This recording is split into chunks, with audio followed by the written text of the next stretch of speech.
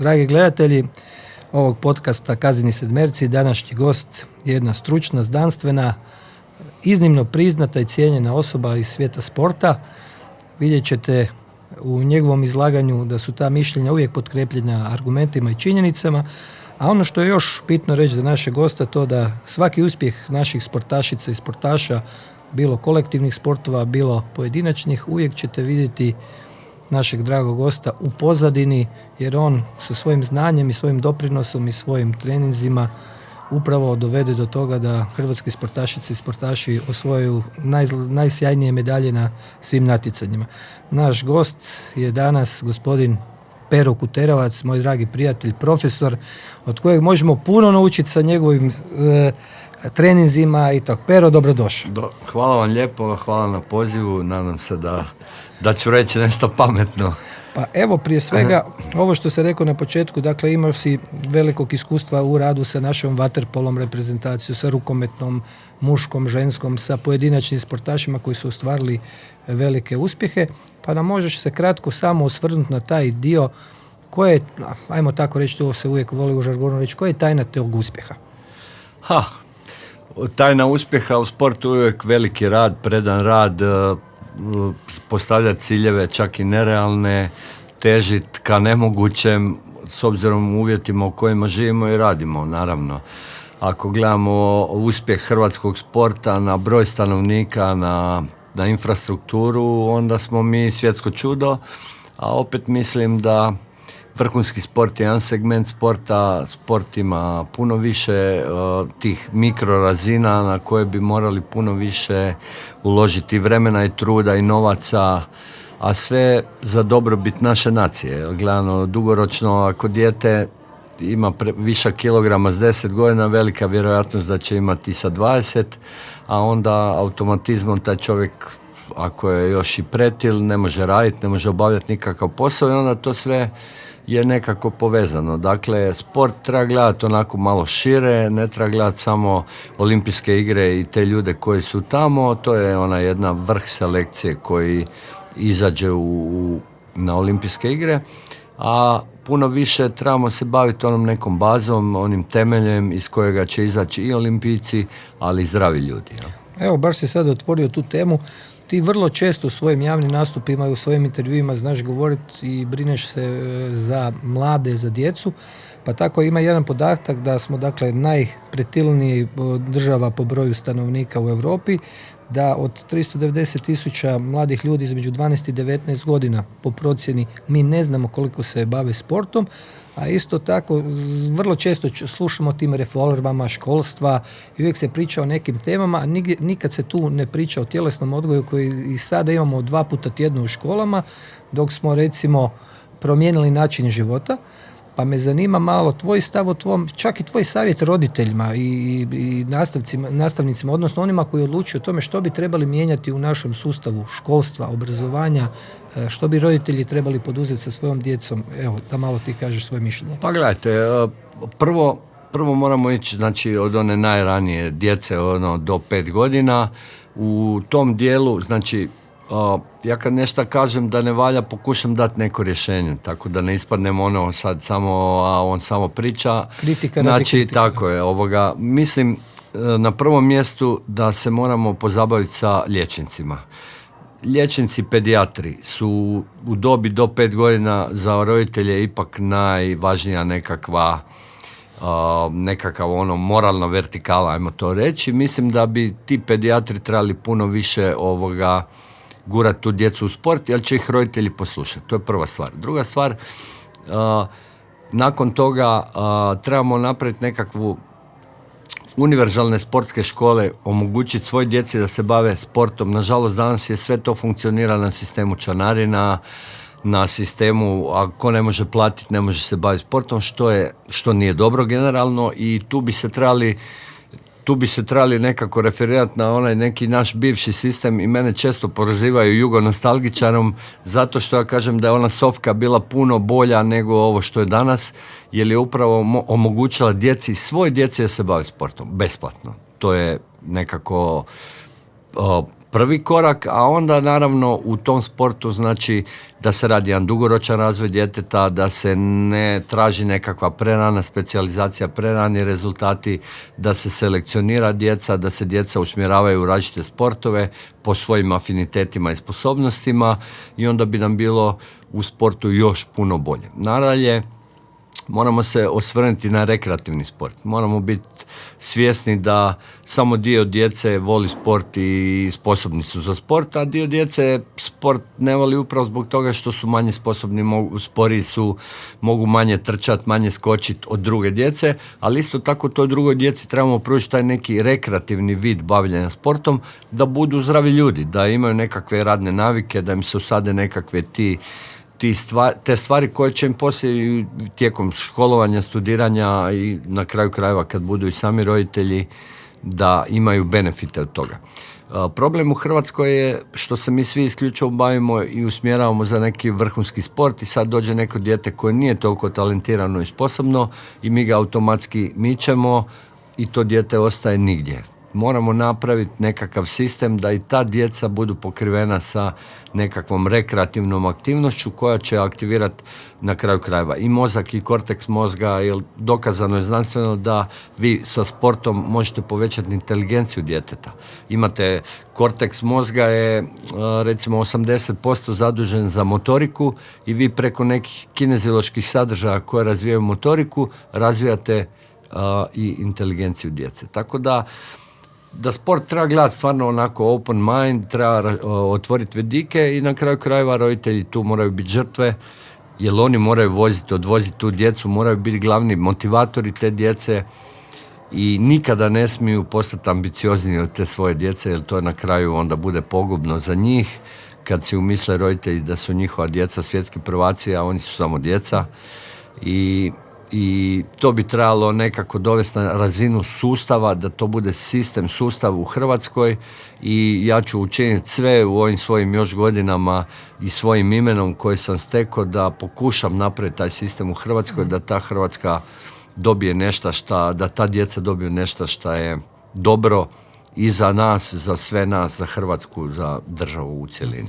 Evo, hvala ti, baš si ovo dobro spomenuo, pa bi ja htio sad tu malo da prokomentiramo to. Nekad je kod nas školski sport bio iznimno jak. Dakle, djeca koji su bila u školskom sportu su onda odlazile u klubove gdje se puno ozbiljnije bavilo. Danas taj školski sport po priznanju mnogih i profesora i nastavnika koji rade, a može se vidjeti po natjecanjima koja se provode konkretno u Zagrebu, da je recimo broj škola, broj ekipa pao. Dakle, a to je upravo na onom tragu što si ti rekao, dakle, da djeca koja se bave rekreativnim sportom praktički nemaju gdje se baviti osim u klubovima koji opet idu za nekim rezultatima.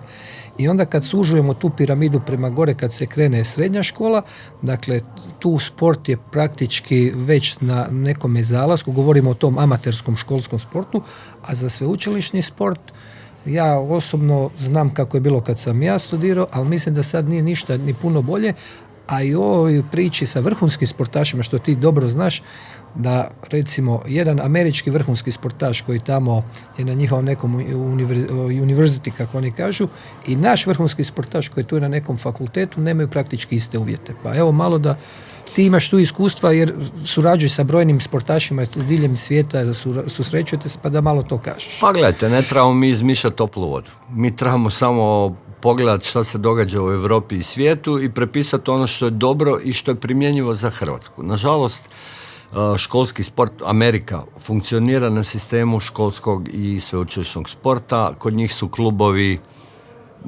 nemaju takav značaj kao kod nas. Kod nas ne postoje školski i sveučilišni, ali postoje jaki klubovi. Nažalost, u ovom današnjem vremenu sve siromašniji i nemamo ni uvjete, ni to. U Americi vi svako sveučilište, svaka srednja high school ima uvjete bolje nego što mi imamo u Hrvatskoj kompletno. Tako da ja sam tamo bio i na postdiplomskima i dosta sam po pripremama i tako. Oni imaju tisuće i tisuće centara gdje može doći vrhunski sportaš, odraditi trening gdje ima sve uvjete za to, a isto tako omogućuju i onima drugima koji su manje vrhunski da se i dalje bave sportom do 18. godine gdje je prekretnica kad se upisuju na fakultete tamo, onda je to na nekom volonterskoj razini, dok ovi vrhunski sportaši naravno dobivaju benefite od toga što su vrhunski, jer dobivaju stipendije, dobivaju besplatno školovanje da bi se bavili znači sveučilišnim sportom, natjecali se u toj NCAA diviziji, oni imaju te 3 divizije. I nažalost i u Hrvatskoj puno hrvatskih sportaša, nažalost ili na sreću, kako se uzme, odlaze u Ameriku. Mogu vam dati primjer, evo sad vaterpolo kluba Mladost, gdje je 3 vrhunska juniora koji su reprezentativci, koji su trebali sad se priključiti prvoj ekipi, su otišli na sveučilište u Ameriku. Mi smo njih izgubili za 4 godine i to je veliki udarac za nekakav ekipni sport. Što se tiče individualnog sporta, svaki odlazak u Ameriku je dobro došao zato što oni funkcioniraju na puno više razini nego mi, imaju puno bolje uvjete od nas i na kraju krajeva školstvo je posloženo na način da im omogućava da se bave ozbiljno i profesionalno sportom, što u Hrvatskoj nije slučaj i sve češće slušam od tih studenata da im dolaze profesori i kažu biraj si hoćeš sport ili ovo, a ne razumiju da je to sve moguće i jedno i drugo, dapače, ne? Tako da mi moramo mijenjati taj mindset, tu svijest uopće da je to moguće, ali za to moramo prvo napraviti nekakve uvjete da bi se ljudi mogli baviti sportom. Evo na tom tragu sad si spomenuo nešto pa me zanima kod momčadskih, odnosno nekih sportova sad na ovoj olimpijadi smo vidjeli recimo da francuske reprezentacije su polučile odlične uspjehe. Praktički od rukometa, košarke uvijek su bile tu negdje odnosno ne negdje, nego su bili u polufinalima, osvajali su medalje. Koji je razlog da su oni u kolektivnim sportovima dosegli tu razinu da osvajaju, da su tako dobri i jako u momčadskim sportovima? Da li je to sustav? To je sigurno sustav i tu uopće nema zbora. Ja jako dobro poznajem francuski sistem i reći ću vam, oni imaju recimo 4 centra u različitim dijelovima Francuske, ali to je centar u pravom smislu riječi gdje dovode najbolje sportaše, najtalentiranije mlade sportaše, gdje oni tamo žive, idu u školu i treniraju.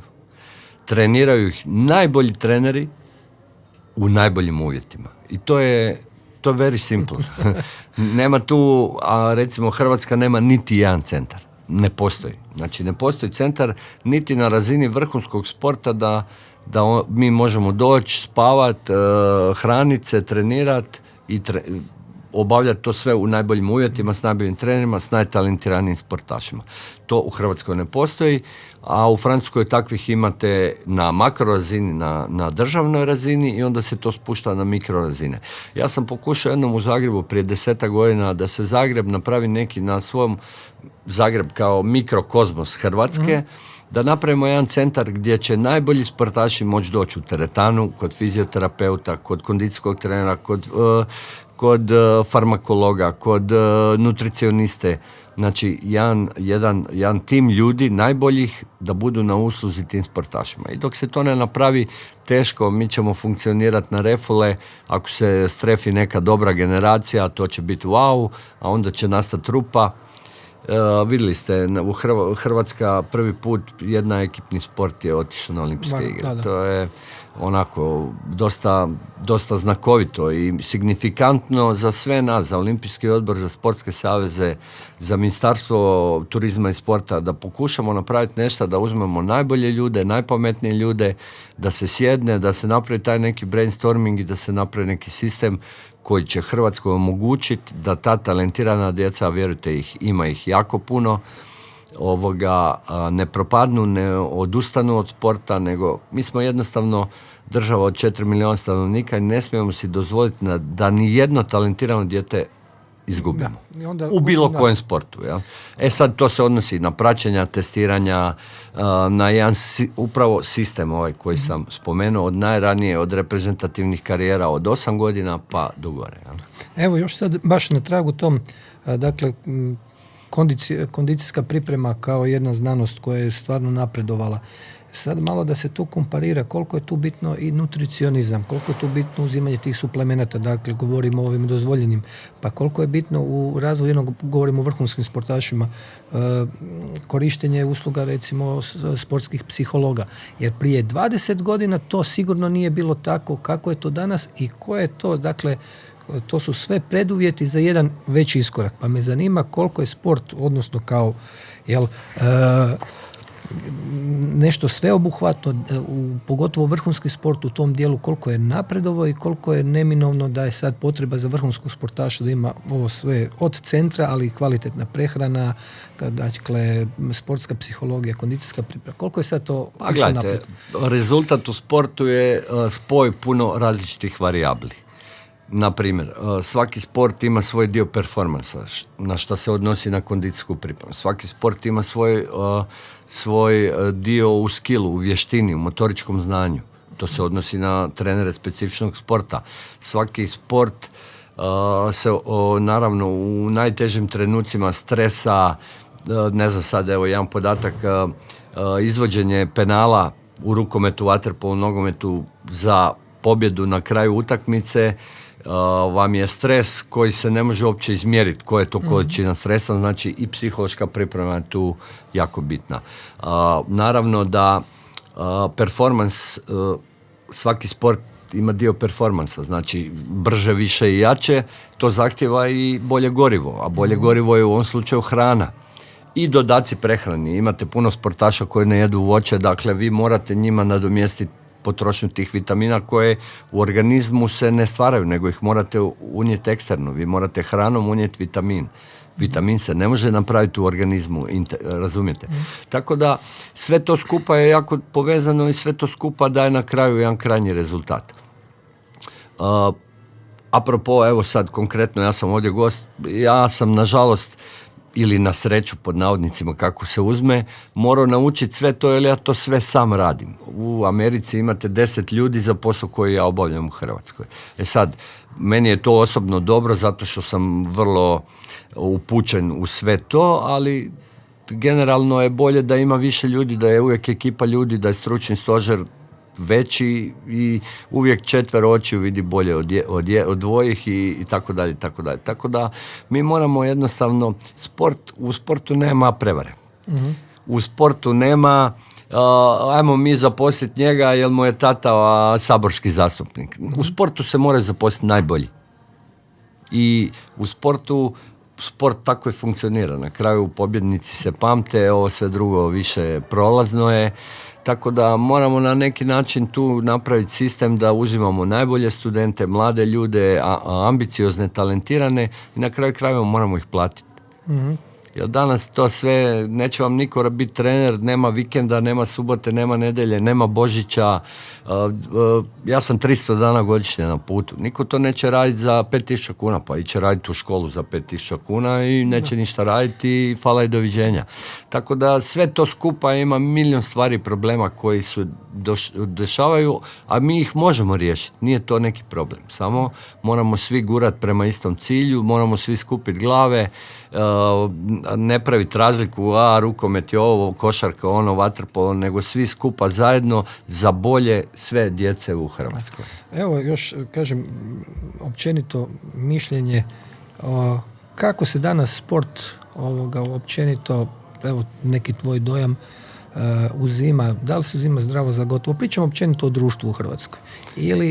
Ili ono kad se osvoji neka medalja, svi tapšaju tog sportaša ili ekipu po ramenu, odlično, a onda za mjesec dana se ništa ne događa. Uglavnom da, evo imate sad slučaj sa ovim Tomasom, trenerom tekvandoistica koji je dobio ponudu iz Njemačke i koji sad, ako ćemo biti iskreni i realni, treba otići tamo jer mora riješiti svoje egzistencijalne stvari. Sad, kad bi to Hrvatska mogla omogućiti na nižoj razini, ja mislim na pola toga što je dobio iz Njemačke, on bi rađe ostao u Hrvatskoj. Sad, jednostavno, mi moramo prepoznati te nekakve ljude koji su stvarno ekstremno uspješni i moramo na razini države, ministarstva, olimpijskog odbora, ne znam kako, ja stvarno ne znam sad taj politički dio, ali na neki način pokušati zadržati te ljude u Hrvatskoj, jer jednostavno mi imamo evidentan problem u trenerskom kadru, događa se negativna selekcija, sve ovo što valja ima ponude, odlazi van, sve ono što ne valja ostaje tu i nažalost dugoročno jadna majka. A sada vratit ćemo se malo na olimpijadu. Sad na ovoj olimpijadi koja je bila u Tokiju osvojili smo 8 medalja, Pa u Rio je bilo 10 medalja, dakle to je neka razina. Prije 20 godina u Sidneju smo imali 2 medalje. Dakle, neko ko gleda samo po medaljama reći će pa mi smo vrlo uspješni u tome ako gledamo, kažem, olimpijske igre. Međutim, opet ću se vratiti na ono, nemamo tu kolektivnog sporta. Jedino je vaterpolo bio koji je bio na olimpijadi. Što treba činiti za sljedeći 4-godišnji ciklus, a ne mislim to samo na olimpijadu, nego i na svjetska evropska prvenstva, u kolektivnim sportovima da budemo u tome vrhu na način, evo, iz prve ruke, kao neko ko je stalno sa tim našim vrhunskim sportašima, što bi trebali napraviti da imamo kvalitetne rezultate i kontinuitet tih rezultata? Vrlo jednostavno. Trebalo bi skupiti najtalentiranije sportaše da treniraju s najboljim trenerima u najboljim uvjetima. To je to. Sad, da li mi to možemo ili ne možemo, ali ja ću vam, evo, dati primjer istočne Njemačke. Svi imaju nekakvu predrasudu oko istočne Njemačke, a oni su se dopingirali. Ne, to je potpuno pogrešno. Oni su prije 50 godina imali sportske centre u kojima su radili najbolji treneri, trenirali najtalentiraniji sportaši u najboljim uvjetima. I bili su sportska velesila, svjetska velesila.